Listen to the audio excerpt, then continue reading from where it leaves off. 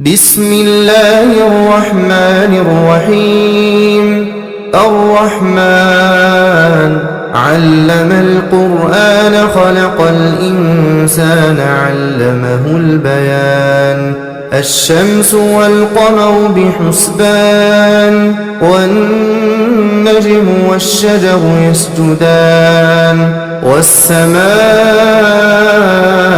رفعها ووضع الميزان ألا تطغوا في الميزان وأقيموا الوزن بالقسط ولا تخسروا الميزان والأرض وضعها للأنام فيها فاكهة والنخل ذات الأكمام والحب ذو العصف والريحان فبأي آلاء ربكما تكذبان. خلق الإنسان من صلصال كالفخار وخلق الجان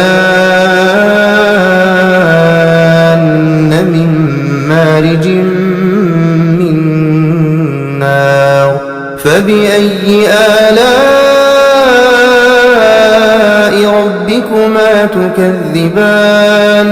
رب المشرقين ورب المغربين فبأي آلاء ربكما تكذبان.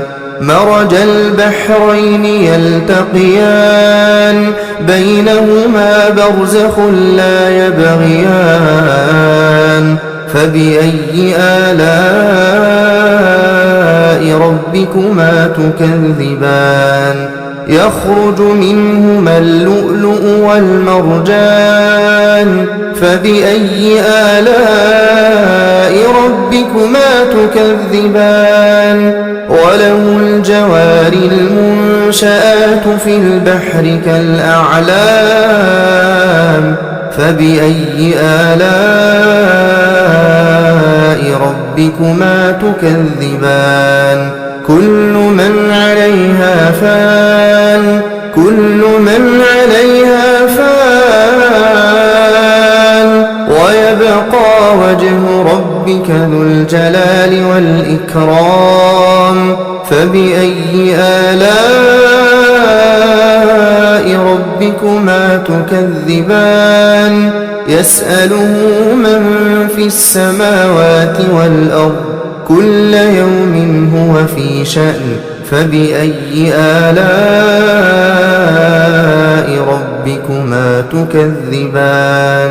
سنفرغ لكم أيها الثقلان فبأي آلاء ربكما تكذبان. يا معشر الجن والإنس إن استطعتم أن تنفذوا من أقطار السماوات والأرض فانفذوا لا تنفذون إلا بسلطان فبأي آلاء ربكما تكذبان. يرسل عليكما شواظ من نار ونحاس فلا تنتصران فبأي آلاء ربكما تكذبان. فإذا انشقت السماء فكانت وردة كالدهان فبأي آلاء ربكما تكذبان. فيومئذ لا يسأل عن ذنبه إنس ولا جان فبأي آلاء ربكما تكذبان. يعرف المجرمون بسيماهم فيؤخذ بالنواصي والأقدام فبأي آلاء ربكما تكذبان.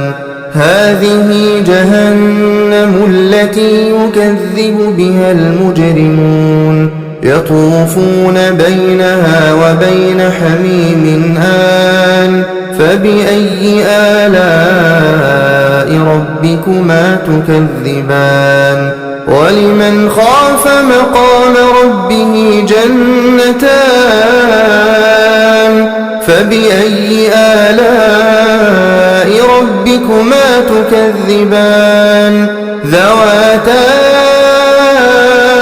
أفنان فبأي آلاء ربكما تكذبان فيهما عينان تجريان فبأي آلاء ربكما تكذبان فيهما من كل فاكهة زوجان فبأي آلاء ربكما تكذبان متكئين على فرش بطائنها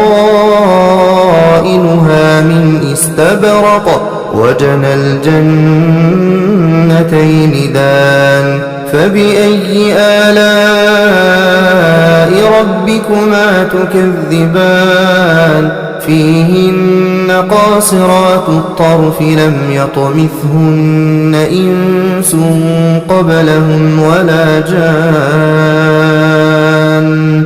فبأي آلاء ربكما تكذبان كأنهن الياقوت والمرجان فبأي آلاء ربكما تكذبان هل جزاء الإحسان إلا الإحسان فبأي آلاء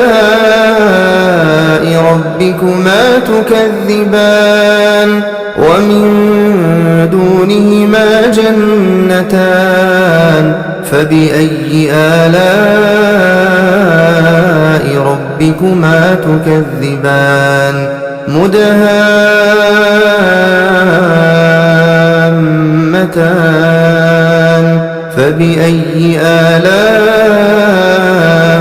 ربكما تكذبان فيهما عينان نضاختان فبأي آلاء ربكما تكذبان فيهما فاكهة ونخل ورمان فبأي آلاء ربكما تكذبان فيهن خيرات حسان فبأي آلاء ربكما تكذبان حور مقصورات في الخيام فبأي آلاء ربكما تكذبان لم يطمثهن إنس قبلهم ولا جان فبأي آلاء ربكما تكذبان متكئين على رفرف خضر وعبقري حسان فبأي آلاء ربكما تكذبان تبارك اسم ربك ذي الجلال والإكرام